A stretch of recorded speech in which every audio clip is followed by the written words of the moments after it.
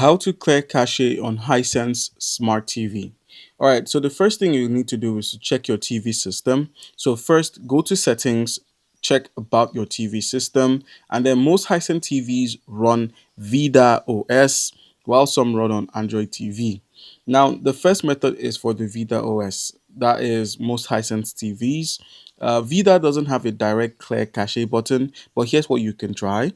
Go into settings, select support, choose app manager, select the app like YouTube or Netflix, and then click on clear data or reset. That would wipe out your data or just reset everything. This removes caches and fixes most issues. Now the second method is Android TV. That is if your TV runs Android TV, that's if your Hisense runs it. Go into your settings, select apps, tap see all apps, choose the app and just click on clear cache. Make sure you do not click on clear data unless it's necessary.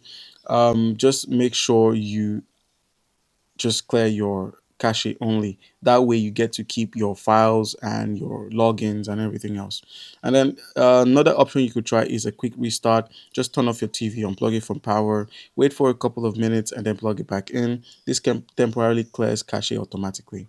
All right guys, that's it.